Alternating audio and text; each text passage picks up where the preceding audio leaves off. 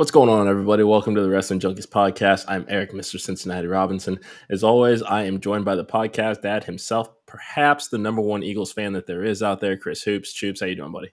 Fly, Eagles, fly.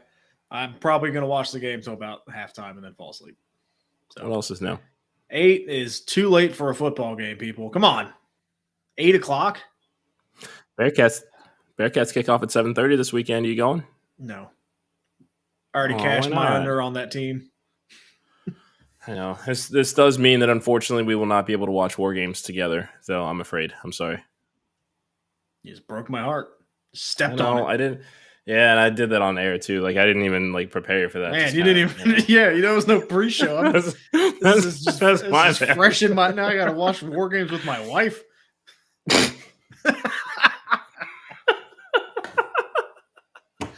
Oh, man. We're off to a good start today, but ruined my week. Thanks. Heather, he doesn't mean that. Anyway, thanks so much for joining this episode of the Wrestling Junkies podcast. If you are new to the channel, remember to hit that QR code, like, share, subscribe, help us to get those numbers up. Buddy, we had a hell of a weekend, didn't we, with some wrestling? Yeah, that's an understatement. Another very, very long show from AEW, and a lot to get into, I think. And some liked it, some thought it went too far. We'll get to that match, but a lot to talk about, I think, coming out of this pay-per-view, which is not a bad thing. I think any pub is good pub. It's not like anything, was really bad on the show. I think there were some things that I would have done differently. I think there was a little bit of overbooking, I would say, that happened on the show. But overall, one of their better shows of the year, I think. Yeah, I definitely agree. And, with our normal TV, we would not necessarily go match by match. But I think because this is a pay-per-view, because it was just, a lot happened. I think it's only fair that we kind of go match by match. We may not have a whole lot to say about every match, but I think every single one of them deserves some conversation. So let's just get right into it. Zero Hour kicks off. Eddie Kingston defeats Jay Lethal to retain the Ring of Honor World Championship. Later on the night, Eddie Kingston announced that he would be involved in the Continental Classic tournament. We got some more details about that in the media scrum. Big thing coming out of this is Eddie Kingston making the announcement that in every one of his matches, he will both of his championships, the Ring of Honor World title, as well as the New Japan Strong Championship. And we also later learned that all those belts will also be rolled into the Continental Championship for one singular title to be defended across AEW, Ring of Honor, and New Japan Pro Wrestling. Yeah, this is an idea. So they're getting rid of the Ring of Honor World Championship? Is that what I'm hearing? That is exactly what it sounds like we're hearing. Okay. And yet we'll still have Ring of Honor Television Champion, Women's Champion, Tag Team, a pay-per-view. Yeah. Don't they have one of those coming up? Yeah, Death Before Dishonor. Yeah. Okay. Yeah, that's fine. I was not. I was on en route when this match was on, so I did not get to see this match. Anything major on your end for it? No, it's a great match. You're going to get a great match with Eddie Kingston with Jay Lethal. This was what it was as far as the pre-show match. I enjoy both of these guys. Maybe not necessarily the rest of Jay Lethal's faction, but I do enjoy Jay Lethal. We love you, Jeff Jarrett. Yeah, so we love you, Jeff Jarrett. I don't care what Eric says. Fine. Okay. Whatever. It was what it was. It was an opener. I think the bigger takeaway of this is, it sounds like the Ring of Honor World Championship is being phased out. Makes no sense. I think the argument to have one unified championship traveling across these brands falls flat because both of these companies still defend their championships across wherever they go anyway. So nothing really changes. It's just, on paper, it sounds like you're getting rid of the Ring of Honor World Championship. Yeah, and, for me to see all of these, title defenses, if it's going to be between all three brands, I now have to pay for Honor Club and New Japan World. Not doing it. I'm not doing either of those. So, I think they're banking on hey, maybe if we give this to a bigger star and somebody that can travel, maybe they'll get more eyes. And New Japan's looking at it as kind of a partnership thing. I think we saw that Yeah. a little bit later on in the night too, with the signing of Will Ospreay. Um, still under a New Japan contract, technically, but coming out and signing a AEW contract. So I think that partnership is strong enough that they feel comfortable for letting that happen, even though it kind of, foreshadows what he's going to do over the next couple months and putting some guys over at some of their shows. But that's to be seen. I think the New Japan and AEW relationship is strong, and that's not a bad thing, right? It's not a bad thing to have. So Not at all.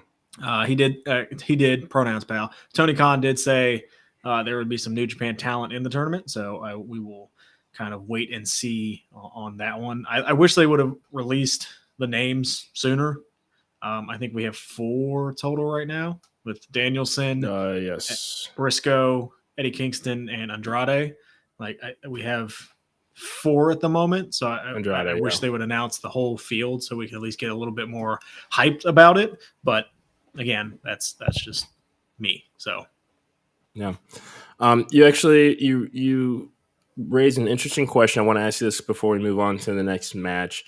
You said that you're not looking to buy Honor Club or New Japan World. Is there any name that could be brought in that would sway your opinion of whether you would order those streaming services? If so, who would that be? nope. Yeah, it's a very, very Dean Ambrose answer. Nope. That's fine. Yeah, because I mean, it would have been Ospreay, but AEW signing Ospreay. Like, there's nobody that is out there right now where I'm like, oh, I got to see him, and I have to go, especially on a Ring of Honor where they're going to show up on AEW anyway. So, no, not at the moment. Like, maybe Athena, but it probably not at the moment. Fair. Okay. All right. Moving on. Claudio Castagnoli defeats Buddy Matthews by submission. This is another one of those matches. I don't know that you were here for this one just yet, but I mean, it was the final bit of it. Okay. Yeah, I mean, it's a great match. These are guys that are going to work. You're going to be entertained by anything it is that they do. Buddy Matthews riding high with the House of Black. They had a very good showing. So I look at this as more just an opportunity to get the entire group onto the card. So I'm happy with this being, a 0-hour match, given how much there was to get to the rest of the night. Claudio, again, just on fire, has been. I'm still kind of wondering what the deal is with Blackpool Combat Club. Are they faces? Are they heels? Is this a mix of everybody kind of doing their own thing within the collective? That's probably the biggest question I have about this group ending 2023 and going into 2024, just because we've seen them kind of do some tweener stuff, but they just don't seem to be aligned in kind of what their values as a group are when it comes to interacting with the rest of the roster. Yeah, I would say kind of just, hey, we train together, and what we do on the side is what we do on the side. And I'm okay with that. Like, it adds a little bit of realism into the group. My takeaway from this match is I feel like this guy has all of the talent in the world. He has a great look. He can wrestle. But there's just something missing with Buddy Matthews. So what is it that he can't really cut a great promo? Because I feel like he's very, very talented, but he doesn't get that major spot. Like, when he was in the group with Seth Rollins, I felt like that was it was a big deal for him, and he was getting the Seth Rollins rub, but we never really got that payoff. Yeah. I feel like he is a little underutilized, but there's obviously something missing. And I don't know if it's an Austin Theory thing where it's just there's something not clicking with the crowd, or there's just something not clicking with his wrestling. But I think he's just uber talented, but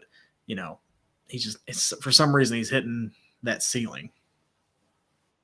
Yeah, I mean, if I had to find a negative, I think it would probably be the mic work, and that I think it's more not necessarily because there is a deficiency in anything that he's doing. It's more that Malachi Black is so good at it and so good at doing it for the rest of the House of Black as a whole. Basically, this is kind of his collective of followers. So it is very much like that Seth Rollins visionary role where Seth, we know what he can do on the mic. It's the same thing with Malachi.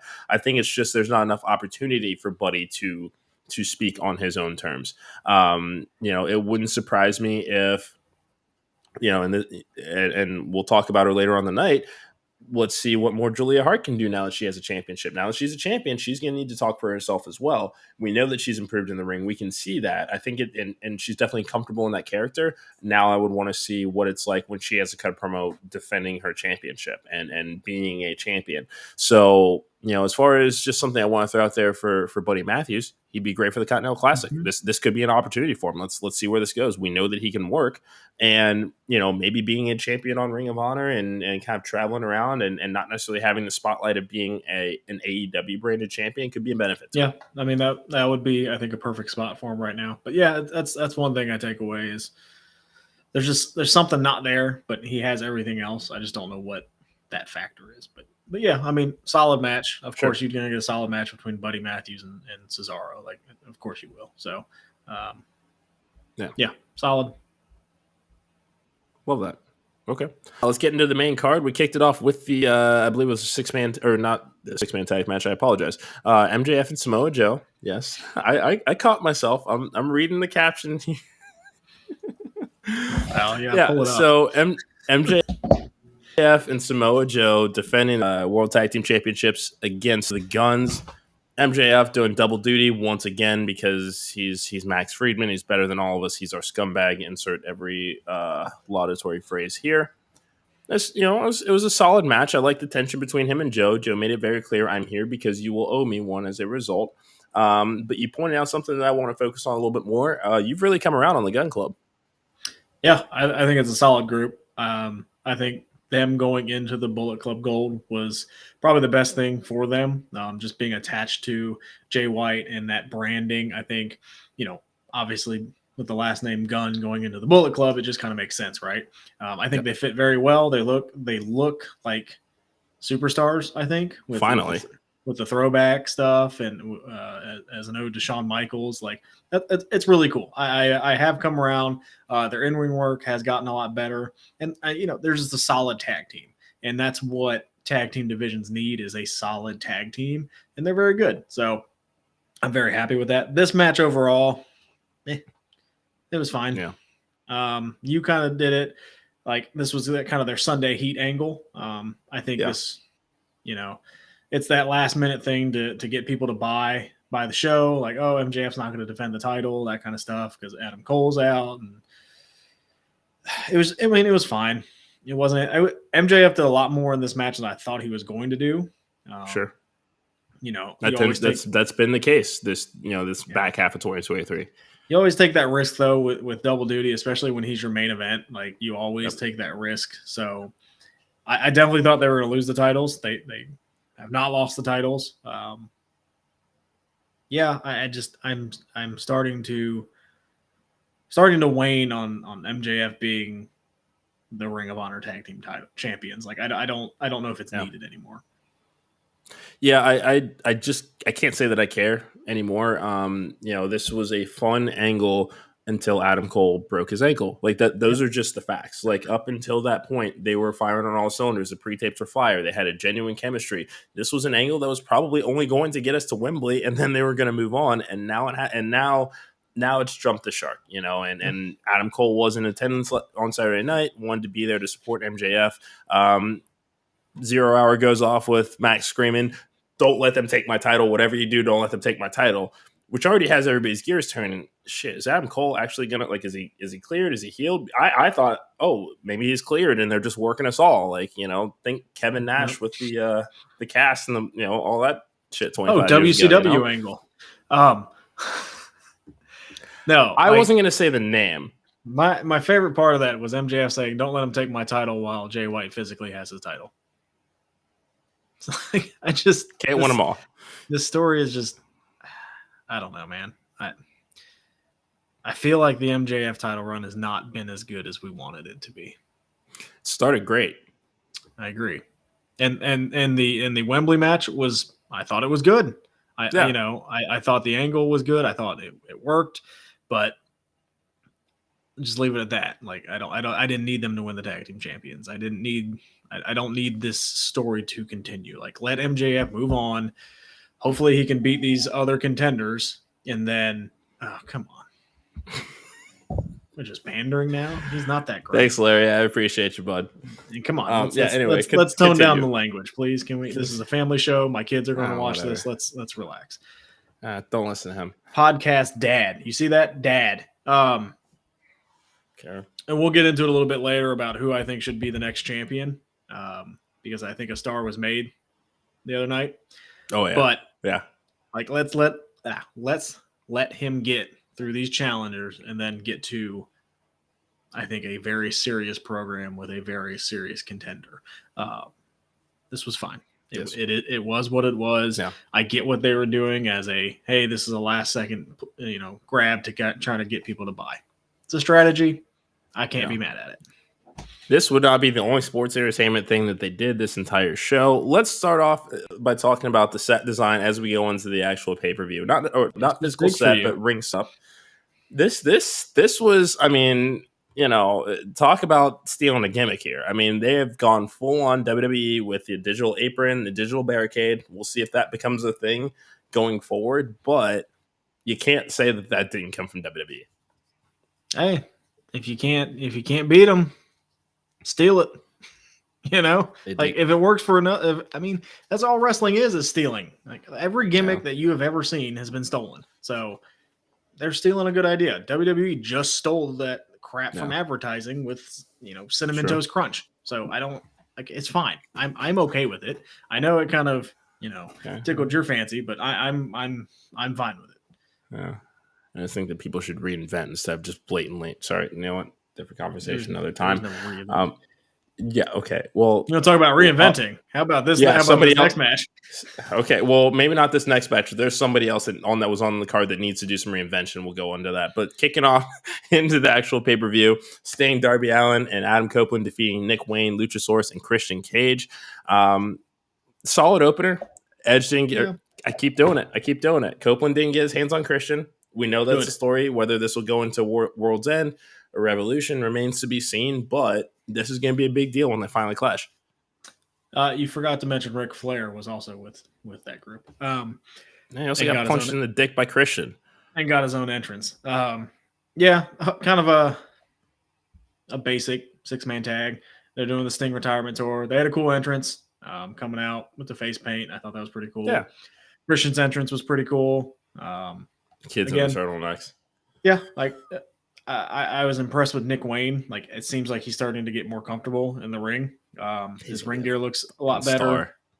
Him taunting Ric Flair looked good. Like I think he's starting to get, and that's good because you're under the learning tree of an Adam Copeland, a Sting, a Ric Flair, a Christian. Like I mentioned that while we were there. Like that can't not help. So yeah, this was fine. I don't remember what star rating I gave it. Maybe like a 2.5 or something like that. Nothing major. That was exactly it.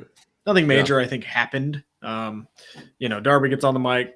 Edge and Christian leave. Tell Sting to soak it in, and Ric Flair's right there. So I don't need Ric Flair. I just don't. Nope. I don't think it adds anything to this unless Sting specifically said, "Hey, can Ric Flair join me on this?" It doesn't really make a ton of sense. Unless he's going to turn on Sting. No. Which, I mean, I if there's any person that loves heat, it's Ric Flair. So I'm not necessarily going to rule it out. It's just that I don't really care to see it in 2023.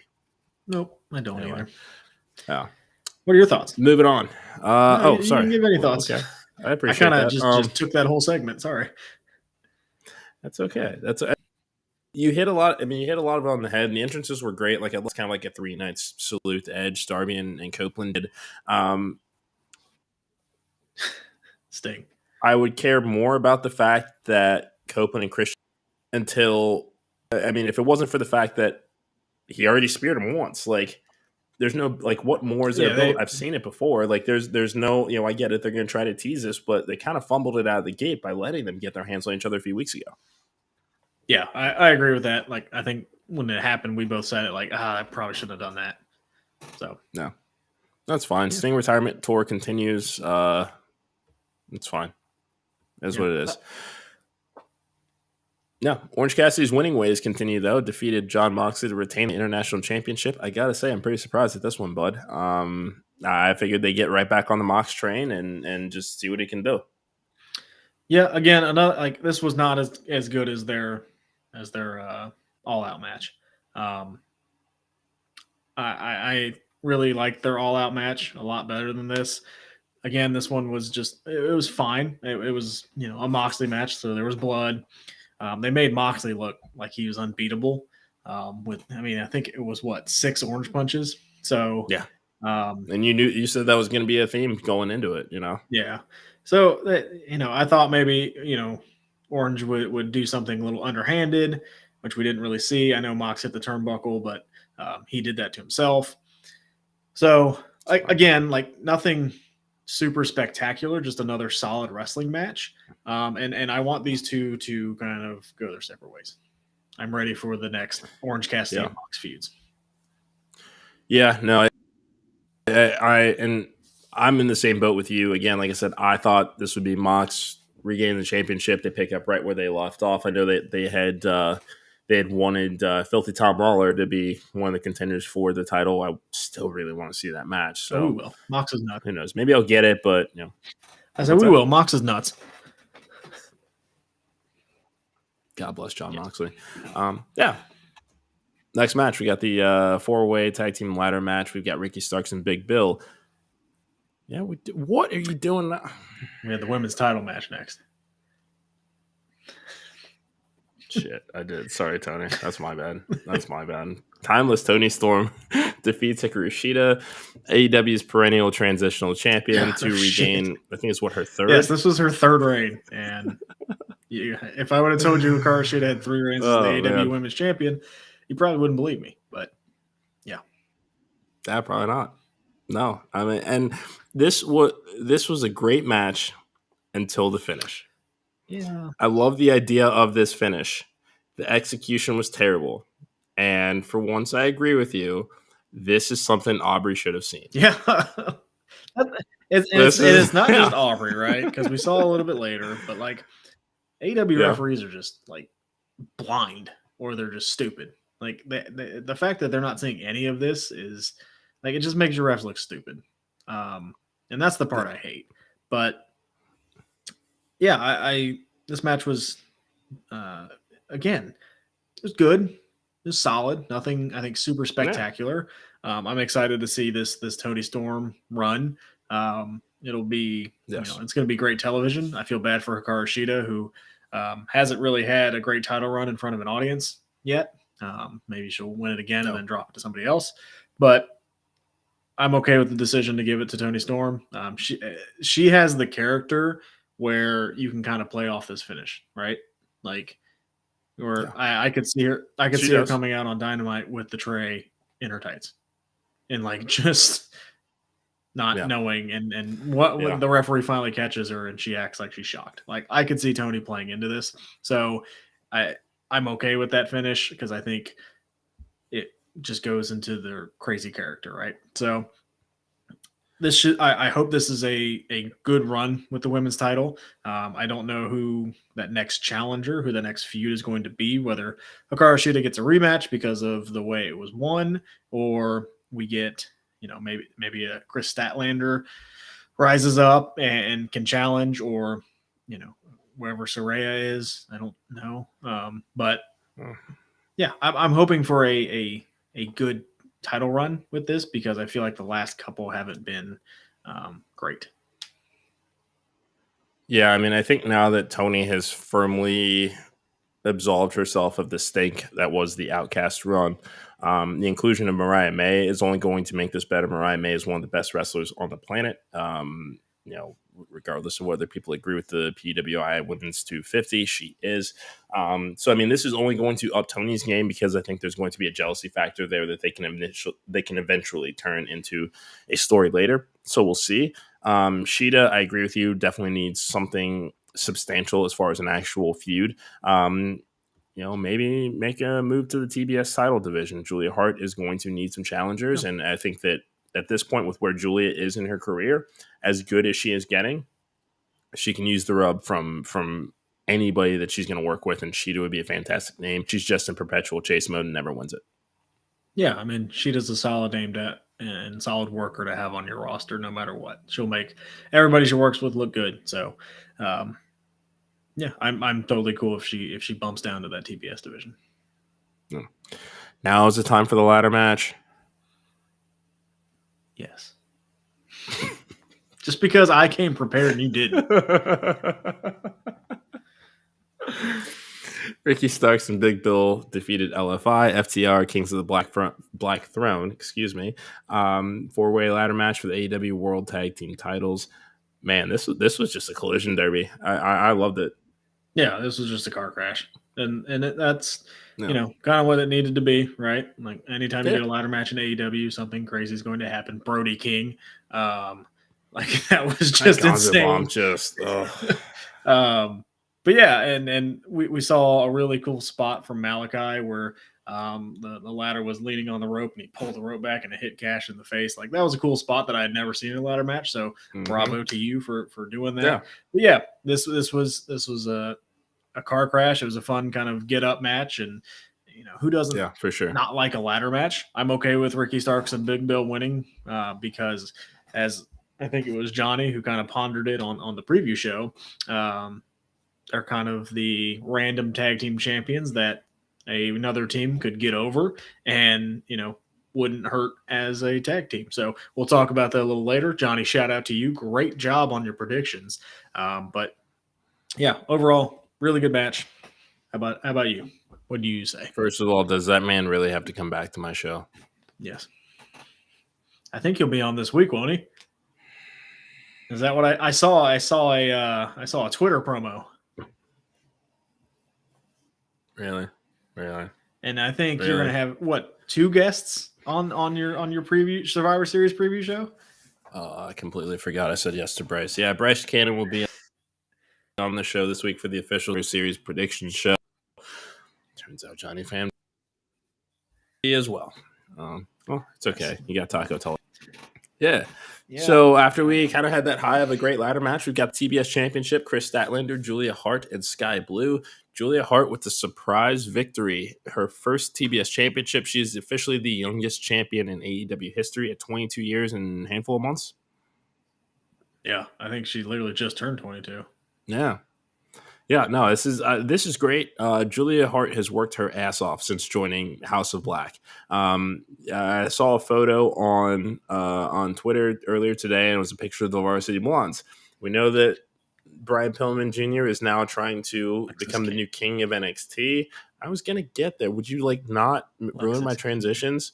Well, you said Adam Copeland, Darby, and Edge earlier.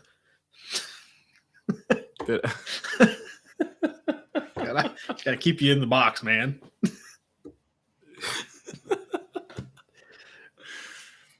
Can I finish now?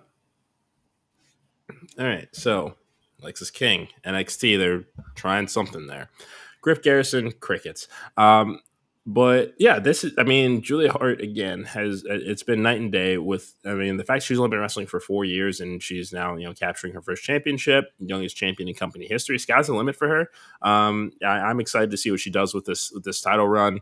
A lot about kind of like what I said earlier with Buddy Matthews. Now it's time to see what she can do as far as her promos and her character work. She's a champion. She's got to sell herself as a champion now, and I think she'll rise to the challenge. Yeah, I think this was up there as one of the top 3 matches of the night. All 3 worked very hard. Sure. Statlander, I think is just elevated so much through this title run that I think she's ready for that main title. Go up there with the bigger stars. I think she has done a great job, and now the TBS Championship I think is in good hands. And I like that it's not a Jade Cargill reign, right? Like let's get some reigns under for this title, and let's establish this a little bit more. I think Sky Blue has a tremendous character, and I think is really cool that she was on this card because of where she started in AEW as kind of just a jobber, and now has kind of leveled her way up to get onto a pay-per-view and a title match nonetheless. So I think, with her getting pinned, Statlander will probably get a rematch in the upcoming weeks, and we'll go from there. But I would like Statlander to elevate, and then I would like Julia and Sky to feud over this title. Yeah, be a lot of fun. I mean, we've already kind of seen the teasing of this darker sky blue. She ditched the backward hat, added a crown. So there's definitely some storytelling layers here. I agree with you as far as Statlander. I think she's ready for a women's title run. I feel like she has been for a while now. I think we both have kind of looked at her as far as like a comeback wrestler of the year with the work that she has done. It's been nothing short of phenomenal, and it's a very different title reign than what we saw with Jade Cargill. Yes, there was the undefeated streak there for a while, but the title defenses weren't meaningful. Chris Statlander, of course, championship for the women's division. I'm here for it, and I don't see Julia Hart changing that anytime soon. No, I'd say Statlander had a better run with the title than Jade. Yeah, I would agree with that. Are you ready for the next match? Because Christ, no, I'm not. What we saw, man, was I need a drink if we're gonna do this. That was. Do you know how long this match was? 29 minutes. It did not feel that way. It's 29:55, so 30 minutes. It did not feel like a 30-minute match. For those out there that are listening that did not watch this pay-per-view, so Swerve Strickland, Hangman Adam Page, Texas Death Match. Basically anything goes. The only way to win is by submission or surrender. Within the first 5 to 7 minutes, Hangman Page used a staple gun on Swerve Strickland several times. Even stapled his son's finger painting to Swerve Strickland's cheek. And then proceeded to drink that blood. Yeah, you heard that right. Hangman Page drank blood live on pay-per-view. Yes, drank Swerve's blood. Yeah, another man's blood. Another man's blood. Yeah, that was...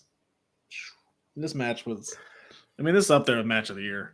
And I know it's not everybody's... I don't know how it's... I mean, this is probably AEW's greatest match ever. It's their greatest hardcore match. I will say that. Okay. I would say that. Because I think there's been some Kenny matches that have been really good. There's been some Danielson matches that have been very, very good. Danielson and Kenny did have a great match together. I'll give you that. Yep. I think this still makes an argument for it, though. I mean, I almost think this is their Taker Foley Hell in a Cell. I was thinking. I love that. Yeah, I like that. I think that is I think that's a great way to look at this. Because I mean, we both kind of just had these looks at each other the entire time of like, this is a mainstream American wrestling company on pay-per-view. Like it's, I mean, and I've got some friends that have gotten some very unhinged indie deathmatch Snapchats from me at all hours of the day and night of just stuff that I'm watching. This somehow hit different, and I think it's because of the underlying emotion in this story. I mean, look at it. Hangman Page didn't even wait for his entrance. He just said, nope, this match has happened. I'm running down. I'm beating that ass. That's exactly what he did. And for them to have taken the lengths that they did, the staple guns multiple times, and then Swerve just doing it to himself too and smiling about it. I mean, it was like we talk about Swerve and Christian Cage being two of the best heels that AEW has right now. Swerve, he is now, yes, I will say he is cemented himself as that number one heel, but we think about them in two very different ways. They are both very cerebral in what they do, but Swerve has also made it clear, like, I'll get violent with you. Like this is mainstream New Jack. Ooh, I don't know about all that. Okay, you don't have to agree with me. That's fine. But this is the closest. This is the closest that we've gotten to anything like that. Yeah, on a major wrestling promotion, isn't it? Yeah, I don't know about mainstream New Jack. That might have been. Okay, that's fine. I think we got to give Swerve a little bit more credit than that. Like he didn't just come out and hit him with the trash can. I'm gonna keep giving him his flowers though. Like there is more that I want to say about this particular match. Okay, I think the involved with Brian Cage unnecessary. That match would have still been great. I just don't think that it did anything more to add to the match. You could have. Yeah. I mean that was just basically another 2-3 minutes to it, which is fine. Prince Nana got what he deserved for actually being with Swerve, and I mean, shout out to Hangman for protecting him during that Deadeye right there. It took all of that. Same with protecting Swerve with the barbed wire, the tombstone spots, the dead eye on the barbed wire board. There's all of that. This ending, the finish, the actual finish, and somebody posted this on X, and I wish I had taken a screenshot of this, but this is what makes Swerve the best heel in the game and probably the best character in wrestling right now. The image of Hangman Adam Page being hung in a Texas death match by a black man. Layers on layers on layers of storytelling. Perfection. Yeah, I mean, Swerve's at the top of his game. I mean, there's no other way to say it. He needs to be the next champion. I think you and I can both agree on that. That's who I was talking about earlier with let MJF get through a Wardlow. I don't care. Let him get through it. Samoa Joe, which is fine. I Swerve is your next champion. That guy is a menace. We have seen him do multiple things now. Going back to Wrestle Dream, he had a great wrestling match. And now going to this match, he had a great death match. What can't he not do? He can cut a promo. Yeah. He can be that vicious guy. He can be funny when he needs to be, but in a heelish way where he's still kind of mean about it. Like he has it. And he's got mainstream crossover appeal too. That podcast, Vibe Freshman, like it's like that is a star right there. And you see everybody dancing to his song. Like, yeah.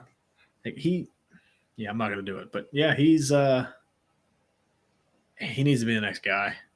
I think that you got lightning in a bottle, and I know you want MJF to kind of be this huge babyface guy, but you got lightning in a bottle right now with Swerve.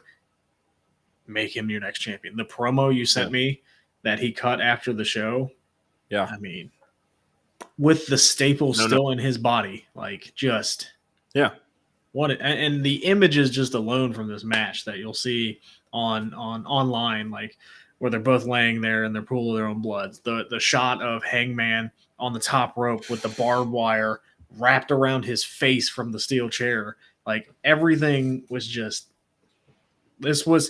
This might be, and we'll have a year-end award show, but this. We're not going to host it though. We're not hosting it though. No, but I get the vote. But I think it's up there that this has got to be on the short list of match of the year right now. Yeah, I mean it's hard not to have enjoyed everything that they did with this match. I mean it like. And I know for a fact, I said this a lot in the build. This was going to be a bloodbath, and this exceeded anything that I could have possibly imagined. It just, and I think even though Hangman lost, I think both guys won. Like Hangman beat the living hell out of Swerve, and that's what he was there to do. Broke into the man's home, and like just took him to the limit. And that's why I think the interference is fine, because that gives that excuse to Hangman that he didn't finish it. But like Hangman looked, I think, just as good as Swerve in this match, and I think Hangman needs to do something substantial moving forward, because he's been like his character hasn't been great over the last, probably since his world title run. Yeah. So like I think this was a great. All right, we still have something in Hangman. Like let's make him something. So overall, really, really good match that I think both guys came out and looked just fantastic at the end. Yeah. I think my final note on that would be, I agree. I think Swerve, if he's not world champion 2024, I don't know what Tony Khan is thinking. As far as Hangman Page, I am curious as to what will be next for him. This was a star-making performance. We know he was a star, but this is, much like you said with Taker and Mankind, this is another one of those like it catapults you into that cult like icon status, and that will forever be Hangman Page and Swerve Strickland because of this match. I don't know what you do with Page here. I don't necessarily think a return to the world title scene just yet, because I would rather see Swerve have that spot first. Yeah. I don't necessarily think the TNT title division needs him just yet. And I think Continental Classic is beneath him. So I think it would just be another good singles feud is what he needs next.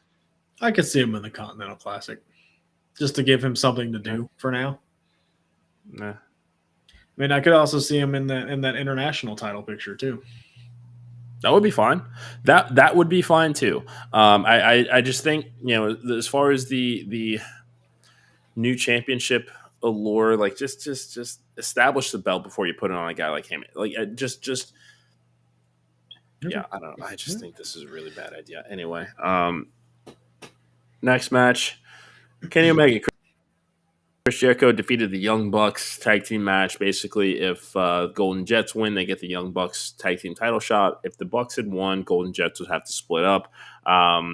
This was fine. Yeah. It was a tag team match. I mean, coming off of that 30-minute, just every emotion there. Even we were physically just like, this shit needs to end. Hey, but shout out to those guys for taking that spot. And I said it that night, like Yeah, you could have absolutely. easily just put the TBS title right here. So, if it was their decision to go, hey, we'll take that spot, great job on them. Not to be in that kind of death spot, right? Yeah. No pun intended. Yeah, like this was fine. This could have easily been like a main event of Dynamite. And I don't think anybody would have been upset. Um, did you see the? I do have a Oh, question. Oh, oh. yeah, you ask yours first, and Did then you see the I'll ask tweet mine. from Yeah, you first. Brandon Cutler?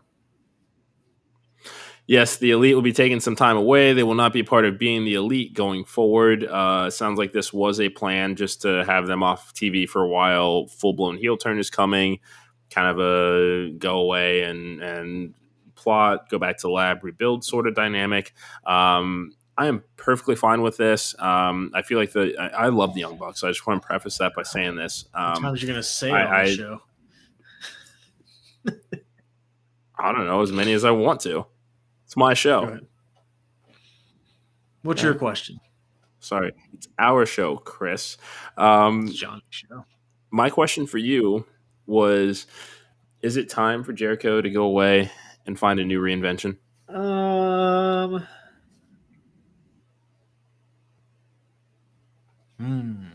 Man, I'm supposed to do the big questions. Um, maybe he should, take some time off. Absence makes the heart grow fonder, and he is what 57, 55. I would say it's something like that. I'm Something not like entirely that. sure. Go rest up for a minute and come back. Yeah, I could see it. I mean, I think they're going to win the tag team champion, so I don't think it's coming anytime soon. But that does nothing to excite me. That does nothing to excite me. Well, unless Kenny somehow, Omega is one of the best in the world and should be a singles just machine, but unless somehow that leads to the Don Callis family winning the titles and blah blah blah blah blah. So I don't even remember who's in the Don Callis family. Hobbs, Kyle Fletcher, Guevara. Yeah, he's due back anytime soon, or at least according to Fuego del Sol. Sounds like he's resting up and healing well from the concussion.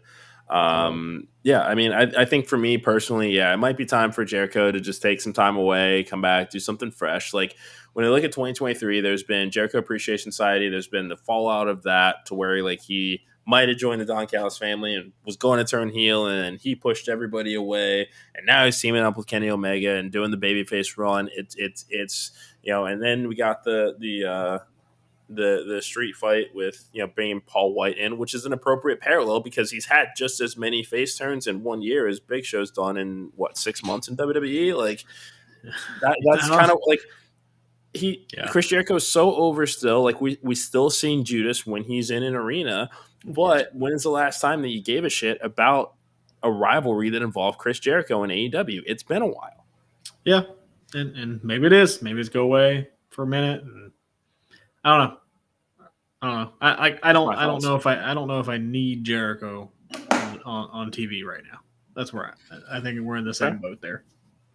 Okay. There we go. All right. Actually, before we get to the main event, we did not talk about AEW's newest signee. Will Ospreay has announced that he is officially all elite in February. He will be. I don't think anybody's really surprised that this was the signing. I thought it would be either him or Mercedes Moné. I enjoyed the segment because there was a candor and an honesty about, hey, I'm coming to AEW. I want to be here, but I'm showing respect to New Japan for what they've done for me for the last 8 years. And I respect the hell out of that. I love these going to AEW, but let's not act like he hasn't already been wrestling for AEW for the past year, off and on. Like that's the big thing, is that this, like, okay, congratulations, you have contracted somebody that has already been on my TV screen. Thank you. And that's why I think it's kind of silly to do it during a pay-per-view. Like, he's been on the show a bunch. Just put out a press release, kind of like WWE did, and said, "Hey, he's signed with AEW." Like, and I think that would have been just fine. But the thing going around is he was talking to WWE, and Tony wanted to kind of gloat and say, "Hey, we got him, so let's put him on the pay-per-view and make that a big deal." So yeah, like, he's going to come in. I'll be excited to see what he does. Um, you know, Having a weekly Osprey match, does that tamper him down a little bit? I don't know. We shall see. Um, Obviously, he's one of the best wrestlers in the world, so I think AEW is the better fit. And say he signed a 5-year contract. That's typically what AEW does. 3 to 5. So he's a free agent again at 33, 35. He can still go to WWE if he really wants to. So I think good for him to kind of, hey, I'm going to use my prime over here in AEW and put on some fantastic matches. I think we're going to see some fantastic matches. Yeah. I would assume we're going to see Osprey Omega 3 main event, the All In at Wembley. Yeah.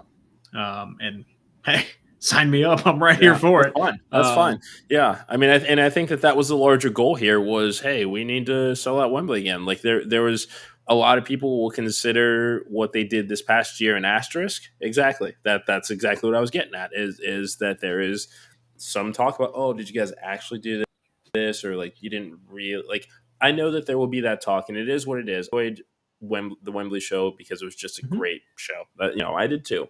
I just don't know that I want to enjoy pay-per-views where they're going to be devoting entire segments just to get me to buy a pay-per-view that I was already going to buy in the first place. Yep. I agree. Speaking of that, this main event, man.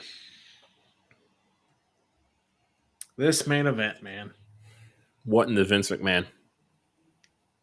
Yeah, like, I don't know how I feel about it. I really don't. Like, I think it was a really good match, but Max is a madman for doing that elbow drop. Yes, I agree. But I think they could have done the injury angle in this match. Does that make sense? Like, maybe like mid-match, maybe he starts feeling the injury. Like, I feel like him coming back in the ambulance, the tease of Adam Cole, like, we knew that wasn't going to happen. This felt like a Vince Russo booking.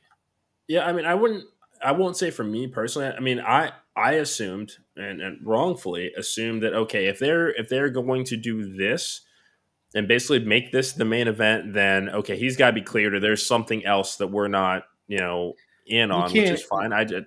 You can't sell tickets and advertise a show with MJF in the main event and then not put him in the main event. You know what I mean? Like, that's where my ears perked up a little bit. It was like, okay, they're not going to do, like, because people bought tickets to come to see MJF. And yes, I know he was on the pre-show, but as you and I both know, not everybody was there yet. No.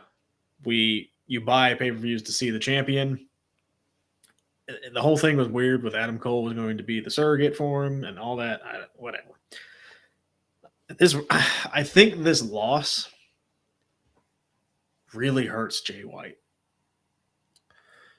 Yeah, I mean, this was because there were the shenanigans. There was it was basically a one-legged man in an ass-kicking contest, and he couldn't overcome all of that with Adam Cole flubbing 2 spots that would have greatly injured MJF further with that leg, and that was the story that they were trying to tell. The interference from the Gun Club and trying to help him out there, and it just, this was. And a lot of people are upset about this one, and I think rightfully so. Jay White's a 2-time IWGP Heavyweight Champion. Like, that's not an award that's not a championship that they're just giving away willy nilly. Like, you're going to earn that, and he did it twice. And for being one of the hottest free agents in 2023, this is definitely. I mean, this is all I will say, and this might melt down the internet. Triple H wouldn't have done that to Jay White.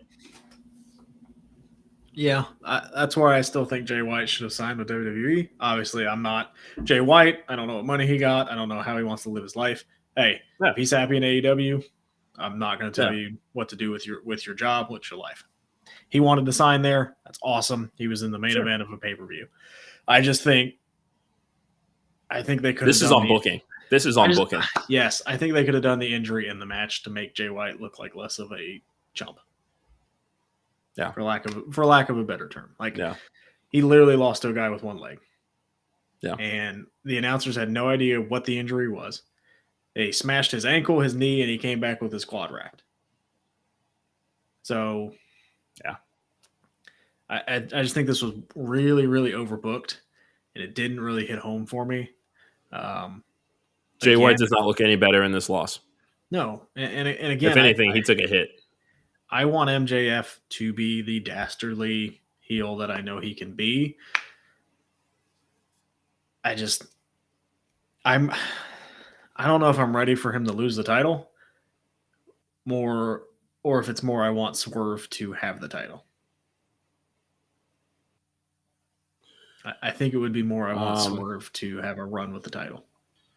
Is it because you want a nasty heel world champion in AEW right now? Do you think that? I mean, because let's look at it this way: if it were heel, like if he were the devil still and still doing that, let's say that the Adam Cole angle ends at Wembley and he gets back to being on his own, not messing with the Acclaim, not doing any of this other stuff that he has been doing.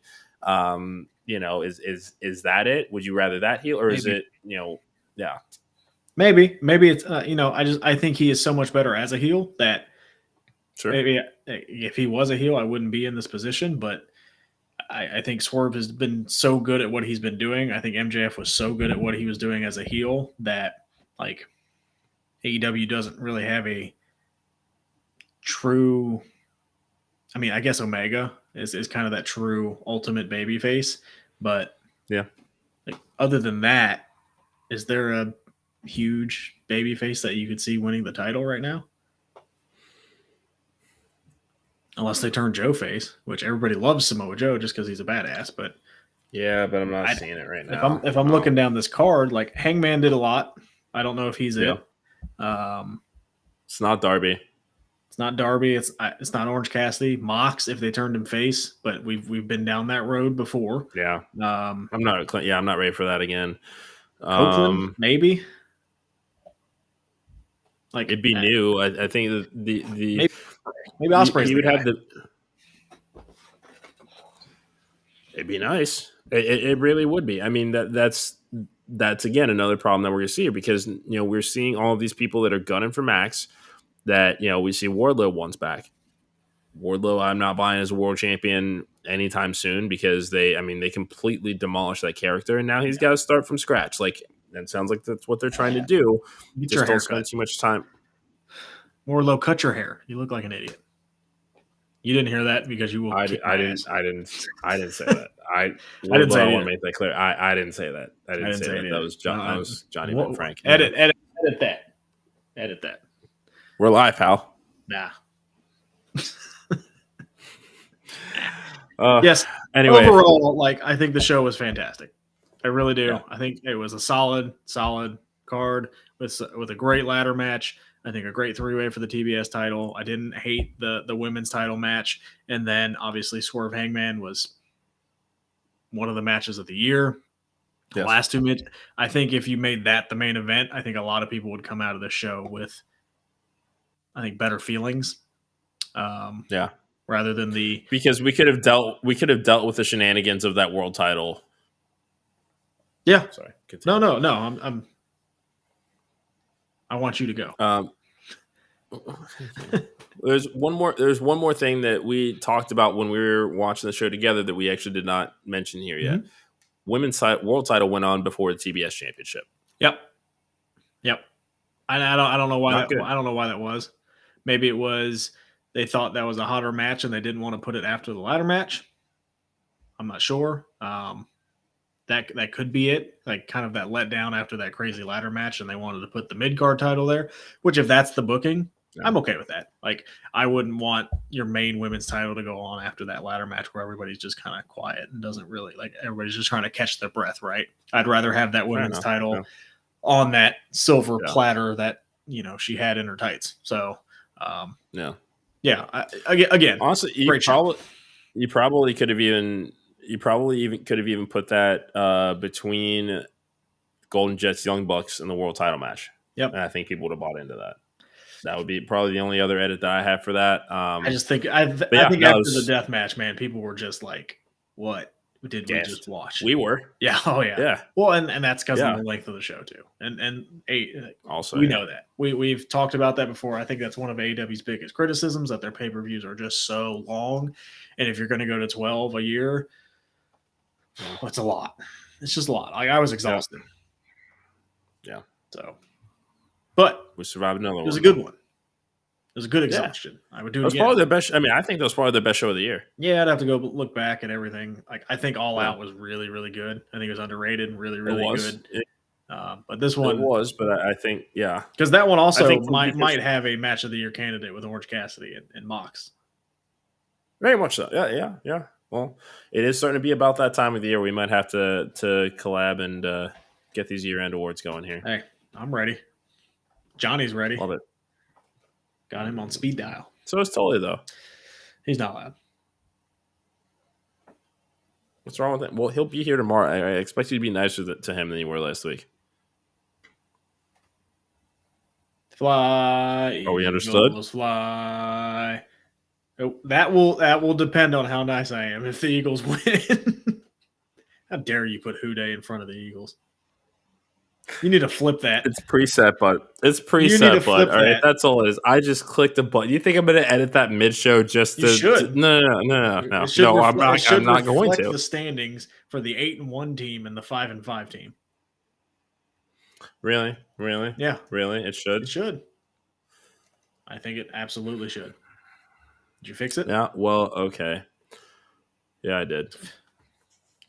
Joey B, this is for you. Get well soon. It's been a hell of a season. Sorry you couldn't finish it with us. We can't wait to see you in training camp next year. Great. Remember, hit that QR code in the top left corner. Like, share, subscribe. Help us to get those numbers up as we get to the end of the year. We've got a great week of content coming up. Bryce Cannon's going to be on the show. We've got our official Survivor Series preview show, and we've got some great interviews scheduled for the next couple of weeks. Thank you so much for being along on this ride. Also, if you want a t-shirt, DM us. We are placing orders right now. So if you want a t-shirt, let us know. Podcast, any final thoughts? Yeah, I'm happy I'm not on the Survivor Series preview show because I don't even get to watch it with you. Good day, sir. For the podcast, Dad, I'm Mr. Cincinnati. This has been the Wrestling Junkies podcast. We'll talk to you good day. soon.